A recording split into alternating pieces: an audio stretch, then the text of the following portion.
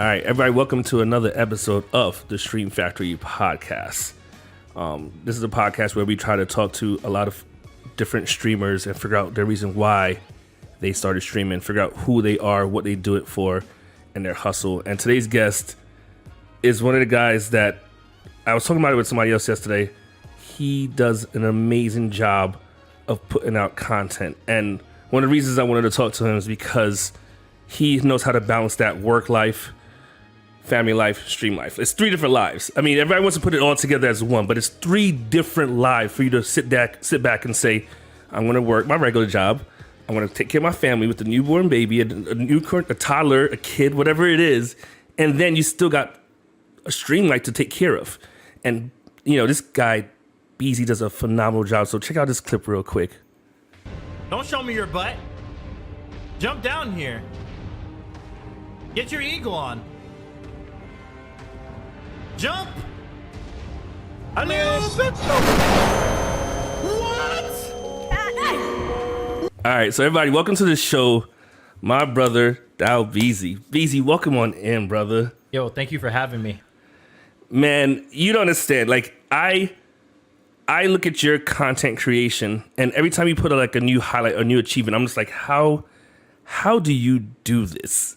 Like, how do you do it so well? Like, you have, I was talking about it with Flip. I said, you have short content on lock. Like, you are the best that I know that's doing it. How do you do that? This is a question that a lot of people ask me, and for the people that are trying to be more consistent about their content creation, think of it as a muscle, right? It's a muscle you got to work out, but you got to eventually start using it. So I have a lot of people that they come to me and say, hey man, I want to put content out. How do I get as consistent or post as much as you? I'm like, you can't go from 0 to 100. That's how people get burnt out. You know, a lot of people that I speak to over the years, and this is something even I had to go over myself, is you have to get over the apprehension of posting. You know, they tell you, everyone tells you, oh, don't look at the numbers and don't let it discourage you. But we're human at the end of the day. You put some effort into something, you plan it, you map it out, you have in your brain how you want it to go, you post it, no likes. Yep. And that's enough reason to make someone not want to do it. But the thing is you gotta understand and remember that lack of engagement is not reflective of your content. We have all these systems at play. We have algorithms, we have tools, we have time zones and stuff like that. You might post some fire and no one sees it. And then the inverse happens. You might post something that you think is not even that good and then it blows up. But that being said, is you got to actually post. You know, you got to actually post. So one of the things that helps people figure out is there's a couple, when you're going on your content creation journey, you have to answer a few questions. You got to think about a few things. First thing is, what do I want to post? How often can I post that works for me and my schedule? Right? What's your availability? And then when you answer those questions, you can start figuring out something that works for you. You might be starting a new job. You might be super busy. I don't have time to really post, but I want to keep my presence up. Maybe I'm going to tell myself I'm going to post one clip a week. All right. Well, what content do you produce? Okay. I'm a new Warzone streamer. I just started playing. I'm not that good. I want people to go on this journey, the bot plays of a Warzone player, you know, and then what you do is I'm going to post one clip of me doing my best play of the week, and that's your content for the week. And then you do that every week. And the cool thing about that is you yourself is going to see yourself progress, and whoever's on the journey in your community are going to be like, wow, I remember 2 months ago when you couldn't even kill one person. Now you're wiping whole teams. And you have a chronological thing that you can refer back to.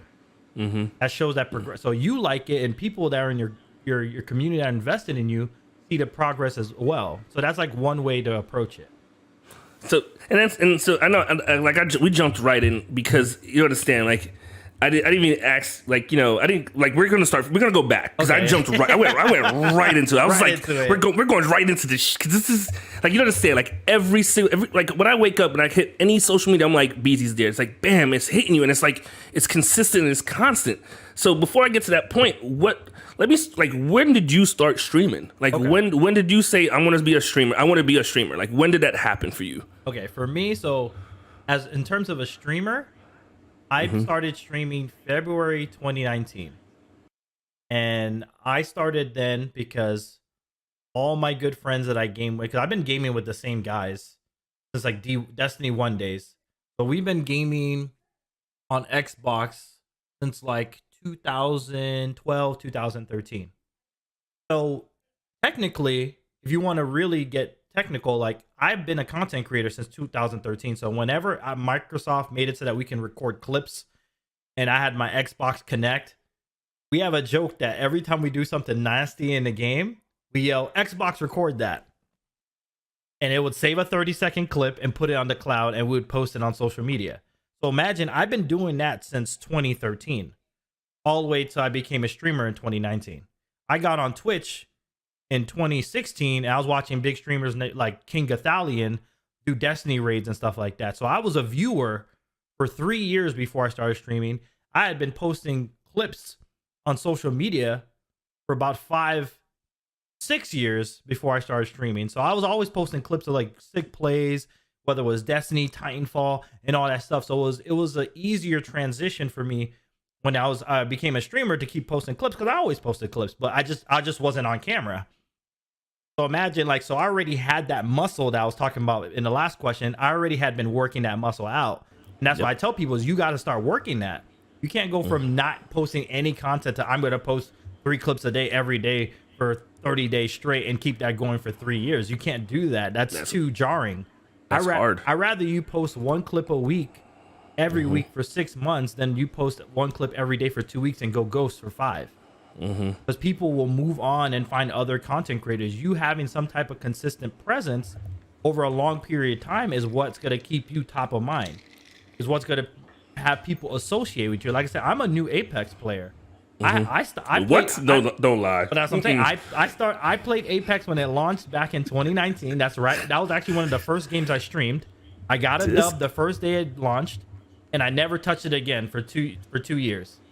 What? Yeah. The only thing is you guys associate me as an Apex player because I post content on it. When my first clips from last year or the year before, I couldn't kill anybody. But now you see me getting squad wiped, but I've taken you on that journey by posting consistently.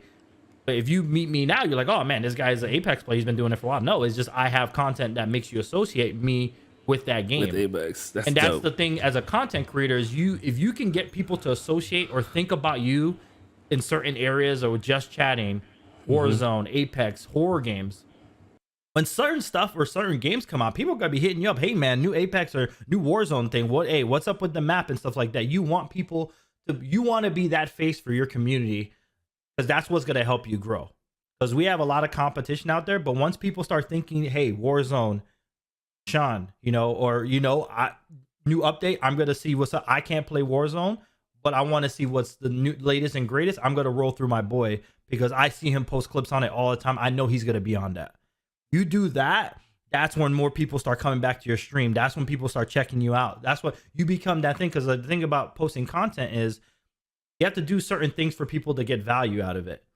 You can entertain, you can educate, you can inspire, you can convince.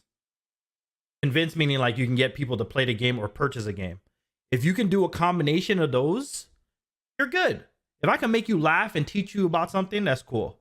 If I can get a squad wipe on a team, like in Warzone, and then show you all my attachments at the end, I entertained you, I educated you, and now you can go level up that gun and you have a sick setup too.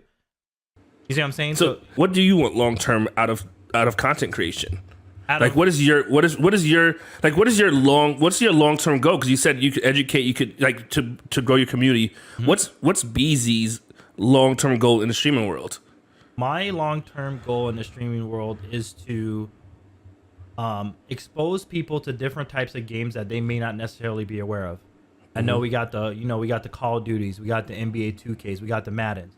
Especially as a black gamer growing up, there was a time that's all people thought you could play. You played something like Tony Hawk, they're like, what, you're playing that? What? That's weird. Aren't you gonna play 2K? I'm like, no, Tony Hawk is fun. You're it's missing so out. it's so hard to see. Like even in video games, you get stereotypes. Isn't that red? Yeah, isn't that sad? crazy. Like And you ball, right? Yeah. No, you play basketball games? No. Right, but fortunately, I've never cared about that. I was like, as long as I'm having fun and my time feels like it's being valued, I'm gonna play it. And I've noticed, I've noticed that if you make a safe environment where people can come and ask questions and view the content, you can get people to play games because a lot of stuff feels like is being gatekept. When I used to stream Warzone, I had plenty of people that would be in my chat that they followed me through other games like horror or something like that, and they say, "Hey, Beezy, straight up, I don't follow Warzone, I don't play Warzone, but I like watching it with you because you answer our questions, you have a good time no matter what you're playing, no matter how sweaty it is, you're having fun, you laugh it off. I could jump in there." And you can Sherpa me and we'll have a good time. You won't yell at me versus these super try-hard sweats that they don't, if they're not getting dubs, they're not looking at the chat, they're not talking to anyone, they're raging and stuff like that. I try to make a good place like that. I've number of people that I've literally played for with the first time and got them a dub. And we had a great time. And it's like a great bonding moment because they're like, no one wanted to play with me. I'm a noob or I'm a bot. Well, come be a bot with me. We'll have a good time. Yeah, exactly, and that's a big thing. That's an instant, like, man, like coming on to. I remember the first time I jumped on your stream. I forgot somebody rated you out. I saw you like this. That's how the community is, right? I saw you in somebody's stream, and then somebody rated you, and I was like, okay, I want to check out Beezy. This is before we were 8-bit Dojo members. I didn't even know you were applying for that. And I jumped on your stream, and I was like, holy, like you have like the zombies, and just the way you interact with the community, and you take your time, and it's like I watched how you navigated your community and saw what you did, and then I was like, wait, you're doing like you're hitting the marks, and for me to like not realize you've only been doing this for 3 years in a sense, like that's in the sense of streaming live on Twitch, like you said, you've been creating content, but to have that kind of community within a 3-year span, I know a lot of people go up, people's communities grow different ways, they grow fast, they grow slow, but watching your stream, and I was like, I learned a lot of stuff from watching your stream. I'm like, wow, Beezy did that. Okay, let me see how I can incorporate something like that into my stream and how he's having fun. And it's just amazing to see how, like you said, you have that where you could bring somebody in and say, welcome on in. Like, this is not a sweat lobby. I don't care about having a 5.0 KD. You can play with me. And it's not a community day. It's just, we're going to have some fun. And I respect that about your hustle. Yeah. So to go back to your question about what I want to do in the grand scheme of things is I want to, expose people to games that they not necessarily play, educate folks. I've helped numerous people with stream setups because the thing is I have a background in IT. So I had to figure out a lot of the technical aspects myself when I first started streaming. And I was very fortunate that when I first started streaming, one of my first friends in the streaming community was actually a Twitch partner, and he mentored me. He helped answer a lot of questions I had because there's a lot of information out there on YouTube and all that stuff, and some of it conflicts and some of it is not credible, to be honest.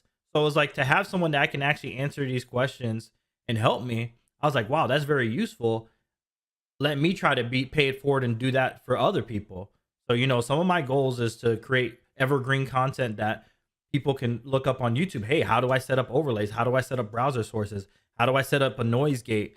How do I properly light my green screen? Like, these are all things I had to learn myself and I perfected, and I've helped other people in a situation. And, it's conversations I've had multiple times. How do you set up a Go XLR?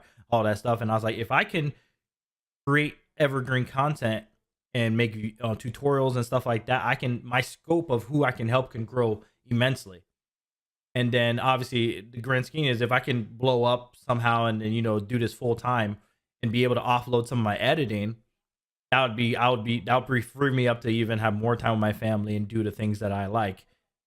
And so there's 2-part questions I got to ask from that point on. Then so we'll get to the family part and the balance of life. But the other thing is, one thing I don't see with you, and I don't ever hear you ever mention it. Like, do you in the back of your mind, is there a push for you to be partner on Twitch, or is there a bigger goal than saying, hey, I'm not worried about the Twitch part. I'm worried about because I know you're doing you have insane numbers on YouTube. Like your numbers are through the roof.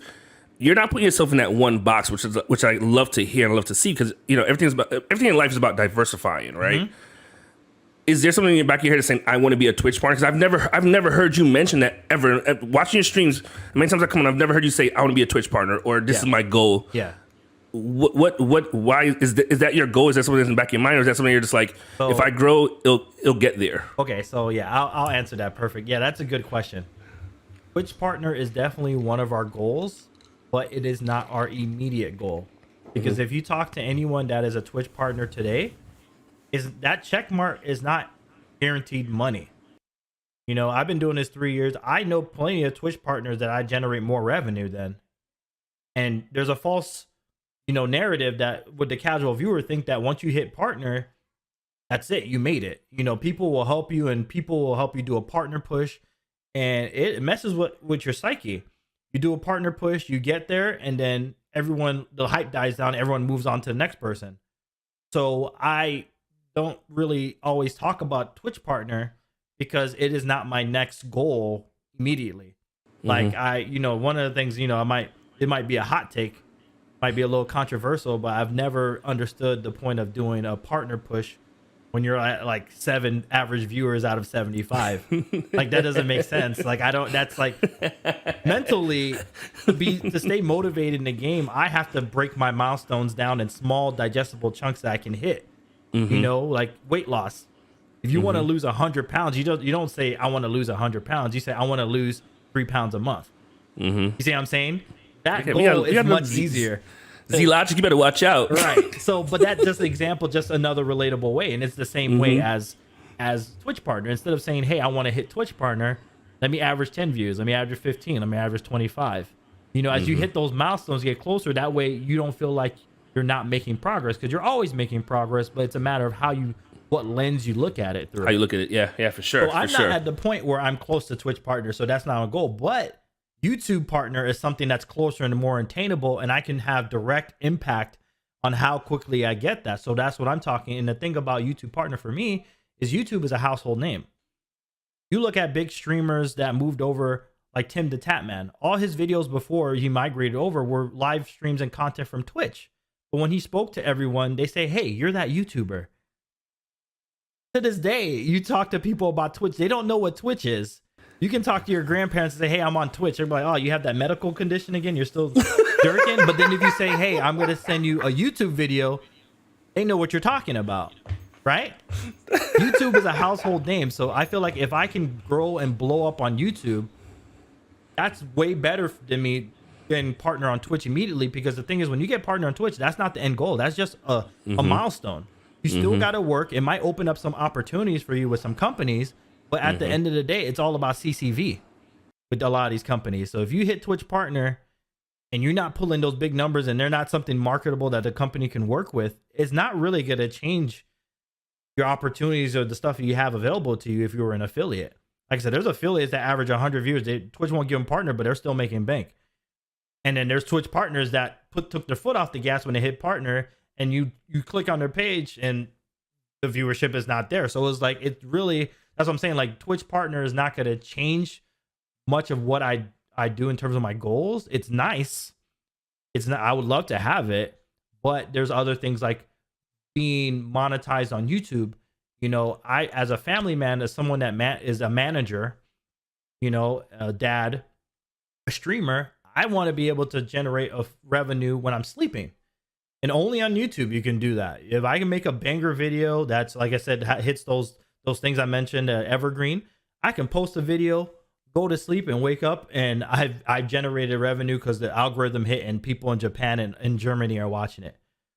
Twitch, you can't make money when you're not streaming. No one's gifting you 30 subs when you're offline. I'm sorry. No, it doesn't happen. If I get a follow when I'm off stream, I'm like, oh, somebody followed me. How did that happen? Like, wait, where did that follow come from? Right. So with that, like you said, have you started? Do you post your content from, like, do you take your streams from Twitch to put it onto YouTube? Like, are you doing that move as well, or are you just doing everything? Like, are you doing everything from scratch in the sense of YouTube content? In the sense of, like, I'm going live on YouTube. Are you taking your VODs from Twitch and saying, hey, a week later I'm gonna put it up in here to see if I get some traction? Oh yeah. So, or is that? So what I do is I take portions of my Twitch stream and I chop it up into condensed content for YouTube.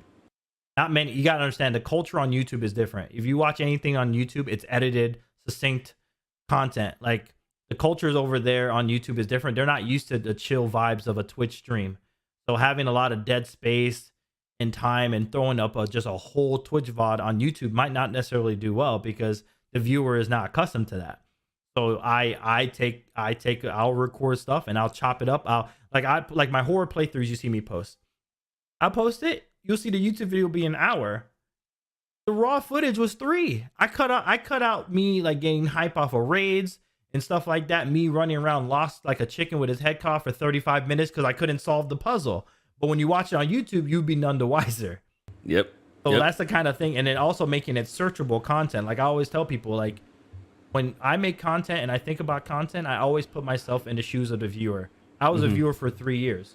I always think about that. So when you post something on YouTube, don't put stream highlight number 1. Yeah. No one's searching for that.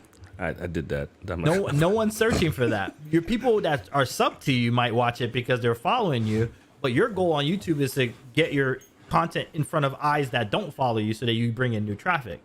So instead of stream highlight number 1, but best Warzone game ever, 20 kill bomb on Fortune's Keep new rebirth map. Gameplay. Some people, when a new map pops up, people are searching for that. They want to see what the map is looking. I'm busy this week. I can't play, but I'm gonna watch people on YouTube so I can get a handle of the map. Your stuff shows up in the algorithm. Your thumbnail looks cool. They click in it. They watch you go off. They're like, yo, I want to check this guy out. All right, let me look in the stream. Oh, he streams on Twitch. Let me go roll through and check him out. Versus stream highlight 1 that no one will ever see. But that's like SEO is that's what they call it, search engine optimized. Because YouTube is the second largest search engine behind Google. Damn. Yes. That's funny because I use Google to find a YouTube clip. Right. I Google into YouTube and click. That's funny as shit. So with all of this, like again, your content creation is insane, and I know you have a kid, you have a son, you have a wife, you have a family, you have a career, you have a job, you're a manager. How do you balance all 3 of that? Because at the end, like I said, like I started the episode before, it is 3 separate jobs in a sense, 3 separate lives meshed into one person. Like, how do you find that balance, that perfect balance to go, okay, I'm going to do this. I got work. I'm going to stream. I'm going to make content. And then I got to take care of the kids and the wife and make sure everybody's happy and everything is one. Yeah. Time boxing and planning. So, like I said, for example, you want to get some clips out? You want to post 5 clips this week? You're a busy man or woman or whatever. You can't afford to take 30 minutes on a Monday and find a random time to edit that and post that. 30 minutes on Tuesday, random time to post that and edit that. Wednesday, there's too much flux from day to day. Anything can happen. There could be a monkey wrench. Something can happen. You might be busy all week. Guess what? Now you didn't post anything. So what you do is you use your time and you time box it. It might be a day where you have downtime. It might be a Saturday and everyone's sleeping. I have all my boys are hitting me up. Hey man, jump on Apex, play. I say, no, I can't. I got to edit these videos for the next week. I'll jump on after. So I'll wake up on a Saturday, my little man's sleeping, wife is sleeping. I'll sit down on the computer for an hour and a half, and I'll edit all my clips. I'll have all my stuff already downloaded, and I'll edit them back to back to back. Because when you're in that mindset, it's much easier to edit back to back to back versus splitting it up. It's batching. Yep. So what you do is you edit them all up. I edit up I like to do 3 posts a day because that's what works for me on TikTok. So what I'll do for me, I'll edit 3 clips a day. So if I want to get the next 5 days scored away, that's 15 clips. Damn. Post them all, and that'll take me like an hour. I'll post it all on Google Drive, and then I'll pull them up on my phone, and I'll save them as drafts. And every day around lunchtime, because based on my analytics, they say my viewers are always on the app between 12 and 6 p.m. Drop it at lunch and let it go to work. Set it and forget it. And I drop it every day at lunch because lunchtime is downtime for me. I could do it while I'm eating or walking around on my phone. And you would never know that I knocked them all out over the weekend, and I'm set all that week. And then when I'm done with all my TikToks, when I'm done with those, I see if they're all do good, whatever. Or because usually if your clip does good on one platform, usually will kind of transfer in terms of vertical format. And take those, post them on Shorts. See, You see the discipline, people? But the thing is, you got to do it consistently. It's discipline. It is. And the thing is, and the thing I try to tell people about the algorithms and these tools is, you gotta let the program know what you're posting. Like, you can't complain that no one sees your content, but the tool doesn't even know what you produce yourself. I guarantee, like if you pump enough content into the tool, it'll tell you, like if you feel like you're not getting views, post 3 Warzone clips every day for 7 days. Best believe any people that are following you or watching it and start checking it, every time you post a Warzone clip, TikTok is gonna pump it out to people that like Warzone content. You're gonna see more engagement, more views, more followers, and it's gonna keep snowballing. But you have to do that. You can't post your one clip, go ghost for a month, and then post another one. TikTok, YouTube, or whatever platform you're on, they don't know what content. Who do I suggest your content to? I don't know. You haven't fed me enough information. And all these programs do it. Instagram.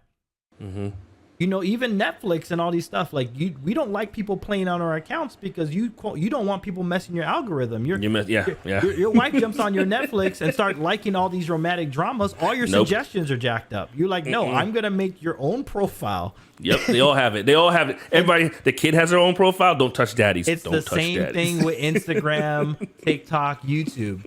You're building your profile, so you gotta post. But you got to think about it, and you got to be disciplined and consistent. Trust me, when you're consistent, they pay off. Like, recently for me, I'm posting my journey of replaying God of War. They're all bangers. I did Elden Ring, and the thing is, if you think about the content that you make, you can kind of navigate genres, right? You're a shooter, right? You play BRs, so you might run around and mess around with Apex and Warzone and H1Z1 or whatever. Those are all BRs. You play horror games, you pivot around horror games. You know, I'm a car fanatic. I might play Forza, Need for Speed. You see how, like, when you figure out what people like and what you like, you can kind of give yourself a little bit of flexibility around that niche. It transfers. So for me, what I noticed is I was going off with Elden Ring. People that like Elden Ring like God of War. Why they like God of War? Because both of the games are around fighting tough bosses, enemies. So it translates. So even though I'm not posting any Elden Ring content, my God of War is going off because those same viewers mess with that content as well. Yeah. You see what I'm saying? So if you can make those correlations, you can just keep riding the wave. Man, you like I said, you have your short-term content is on point. And again, like I said, thank you for this has been amazing. Like, it's been a flow of like just information thrown at my head, and I hope a lot of viewers or listeners understand Beezy's hustle, because it's something that's, you know, like you said, I've gotten to that point where I tried doing that, where I was like, I'm gonna post a lot, and then I got you know, job pulled me away for 2 weeks, and I was like, wait. And that was 2 weeks of me not having any content. And then I saw the numbers drop. And, you know, like I said, it's all about consistency. It's all about knowing who you are, knowing your brand, and figuring out your brand, and just being disciplined, man. Beezy, brother, I appreciate this. I appreciate this knowledge, man. This was great. If you guys aren't following my brother DaoBeezy, just got to hit him up on YouTube, on Twitch. Check out his socials. I'm gonna drop it all in the links. I'm gonna drop it in the description as well. My man is a beast. He's a beast, and he's actually good at games. Like, don't come to my stream for good at games. You come to my stream to laugh and drink some alcohol with me. You go to his games, and he's gonna teach you how to play God of War, Elden Ring, you know, horror games. Like, he did the one with the Puppet Master, the other one that came out. Poppy Playtime. That joint right there, I saw you play that, and I was like, you know what? I'm not gonna play that. I saw you play that. I was like, you know what, guys? I'm not going to the genre era. I'm just gonna completely skip that. You don't want me in that world. That's a heart attack, man. Right. Beezy, I appreciate you, brother. Thank you very much. Thank you very much for everybody for rocking with the Stream Factory podcast. You can listen to this podcast on all available streaming platforms, and you can also check out this video on YouTube. Hope to see you on the next episode. Be safe. And I'm drinking coffee right before an interview, so I'm going to be hyper as shit.